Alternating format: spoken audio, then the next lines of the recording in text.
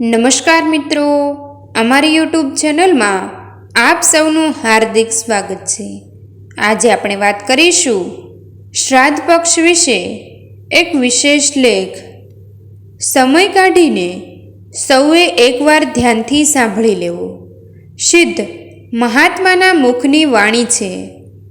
મૃત્યુ પછી આપણા શાસ્ત્રોમાં ઉપરના 7 લોકની ચર્ચા કરવામાં આવી છે, જેમાં પૃથ્વીથી શરૂ થતા પ્રથમ 4 લોક ઉપર ચંદ્રનો અમલ છે, જ્યારે 5 થી 7 લોક સૂર્યના અમલમાં છે। જ્યાં સુધી વિચારો છે, જ્યાં સુધી ઈચ્છાઓ છે, જ્યાં સુધી વાસનાઓ છે, ત્યાં સુધી ફરી જન્મ લેવો જ પડે છે, અને એટલે એવા આત્માઓની ગતિ ચોથા લોકથી ઉપર થઈ શકતી નથી, અને તેથી એ બધા આત્માઓ ચંદ્રલોકમાં ગણાય છે। 1 થી 4 લોક 16 ભાગમાં વહેંચાયેલા છે। આ દરેક ભાગને કલા કહેવામાં આવે છે। કલા એટલે વિભાગ અથવા ઝોન। આ 16 કળા આપણી 16 તિથિઓ સાથે જોડાયેલી છે, એટલે જ ચંદ્રની 16 કળાઓ કહેવાય છે। 1 થી 4 લોકમાં કર્મ પ્રમાણે ગમે તે લોકમાં ગતિ થાય છે, પણ એ ગતિ મૃત્યુની તિથિ મુજબ થતી હોય છે। માનો કે શુક્લ પક્ષ કે કૃષ્ણ પક્ષની 7મના દિવસે મૃત્યુ થાય તો બીજો જન્મ ના થાય ત્યાં સુધી જીવનને 7મી કલામાં રહેવાનું થાય છે। આપણા શાસ્ત્રોમાં શ્રાદ્ધ પક્ષનું ખૂબ જ મહત્વ છે। શ્રાદ્ધ પક્ષ એ પિતૃલોક માટે એટલે કે ચંદ્રલોક માટે એક વેકેશન જેવો સમય છે। તમારા આત્માઓને આ 16 દિવસ દરમિયાન મૃત્યુની તિથિ પ્રમાણે પૃથ્વી ઉપર જઈને પોતાના સ્વજનોને જોવાની સ્વતંત્રતા મળે છે। કોઈ પણ જાતના ભોગ તે આ સમયમાં આરોગી શકે છે। જે તિથિમાં મૃત્યુ થયું હોય એ તિથિ શ્રાદ્ધ પક્ષમાં જ્યારે પણ આવે ત્યારે જે તે કલાના દરવાજા ખુલે છે, અને જે તે જીવનને શ્રાદ્ધના નામના માર્ગે પૃથ્વી ઉપર જવા માટે રજા આપવામાં આવે છે। મૃત્યુ પામેલા દરેક જીવને જે તિથિમાં મૃત્યુ થાય તે જ તિથિની કલામાં મોકલવામાં આવે છે। પરંતુ જે લોકોનું ગોળીબાર જેવા શસ્ત્રોથી મૃત્યુ થાય કે અગ્નિમાં સળગી જવાથી, પાણીમાં ડૂબી જવાથી કે અકસ્માતથી અચાનક મૃત્યુ થાય, એ તમામ જીવોને ભલે ગમે તે તિથિમાં મૃત્યુ પામ્યા હોય તો પણ તેમને 14મી કલામાં જ મોકલવામાં આવે છે। મહાત્મા તરીકે લેનારા પણ 14મી કલામાં જ જાય છે। એટલે આ રીતે જેમનું પણ કુદરતી મૃત્યુ ના થયું હોય એ તમામ જીવાત્માઓને 14મી કલામાં જ મોકલવામાં આવે છે। જો કોઈ વ્યક્તિનું કુદરતી મૃત્યુ 14ના દિવસે થયું હોય તો એને 14મી કલાના બદલે અમાવસ્યાની 16મી કલામાં મોકલવામાં આવે છે, કારણ કે 15મી કલા પૂનમના દિવસે જે લોકોનું મૃત્યુ થયું હોય એમના માટે છે। 14મી કલા માત્ર અને માત્ર અપમૃત્યુ થનારા પીડિત આત્માઓ માટે રિઝર્વ છે એમ સમજવું। અહીં યાદ રાખો કે હાર્ટ એટેકથી આવેલું મૃત્યુ એ અકાલ મૃત્યુ નથી, પરંતુ કુદરતી છે। એટલે એવા આત્માઓ 14મી કલામાં નથી હોતા।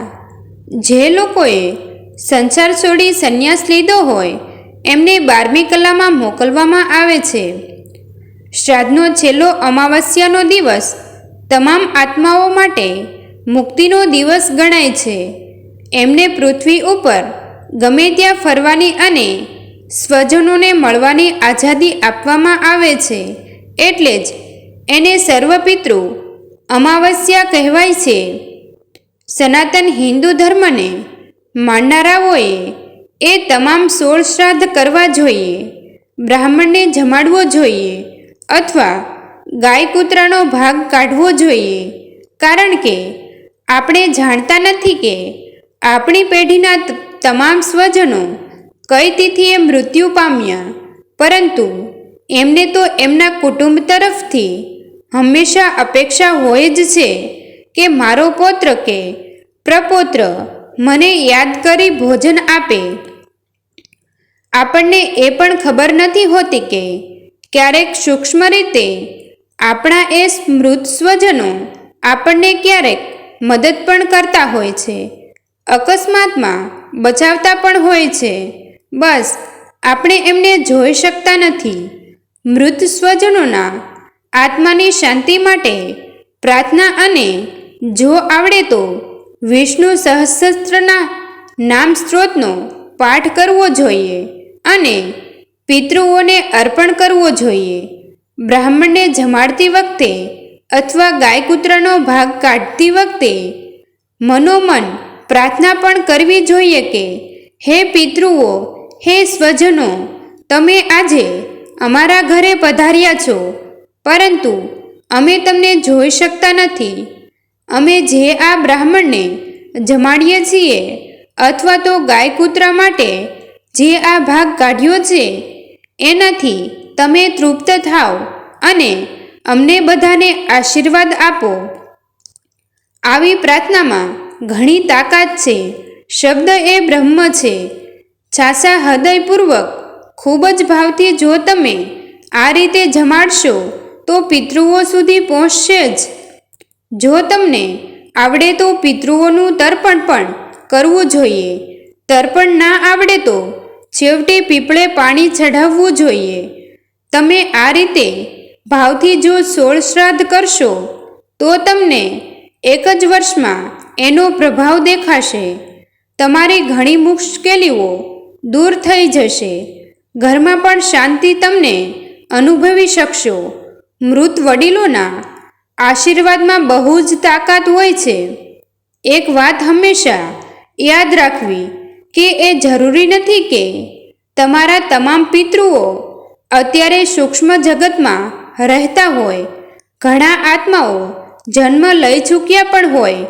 એવા સમયે તમે જે ભોજન કોઈ પિતૃને અર્પણ કરો છો એ તે જ દિવસે પૃથ્વી ઉપર એને નવા જન્મમાં જમવા મળે છે.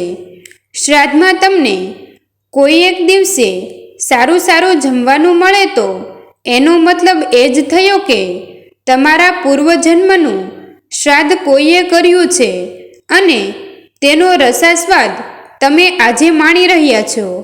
હવે શ્રાદ્ધ વિશે ઘણા વાચક મિત્રોના કેટલાક પ્રશ્નો હોય છે, એટલે એની પણ ચર્ચા કરી લઈશું.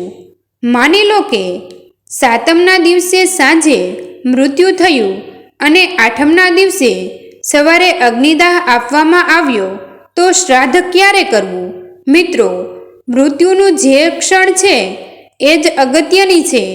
અગ્નિદાહ સાથે શ્રાદ્ધને કોઈ જ સંબંધ નથી.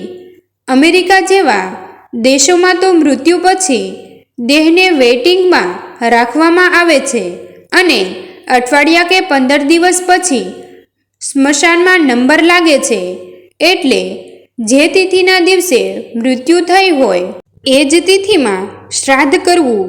બીજો પ્રશ્ન એ પણ થાય કે સૂર્યોદયથી તિથિ શરૂ થાય છે, પરંતુ ઘણીવાર એકાદ કલાક પછી એ તિથિ પૂરી થતી જતી હોય છે અને બીજી તિથિ ચાલુ થતી હોય છે.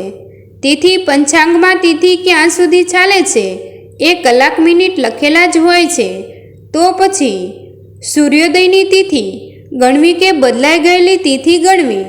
એનો જવાબ એક જ છે કે સૂર્ય ઉદય પછી જો તિથિ બદલાઈ જતી હોય તો સૂર્યાસ્ત સુધી એ જ તિથિ ગણવી, પરંતુ સૂર્યાસ્ત પછી જન્મ થયો હોય તો પછી એ વખતે જે બદલાયેલી તિથિ ચાલતી હોય તે જ ગણવી.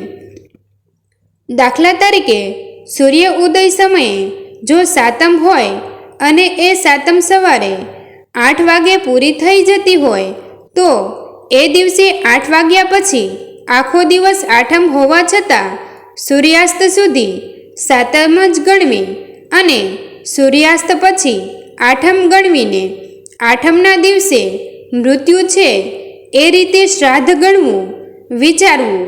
મતિ અનુસાર. મિત્રો, તમને જો આ વિડીયો પસંદ આવ્યો હોય તો વિડીયોને લાઈક અને તમારા અન્ય સગા સંબંધી મિત્રો સાથે વિડીયોને શેર કરવાનું ભૂલતા નહીં. અને આવા જ નવા જીવન ઉપયોગી, જીવનમાં કંઈક નવું કરવાની પ્રેરણા મળે તેવા વિડીયો જોવા માટે અમારી ચેનલ સાથે બન્યા રહો. થેન્ક યુ મિત્રો. મળીએ છીએ એક નવા વિડીયો સાથે. આભાર.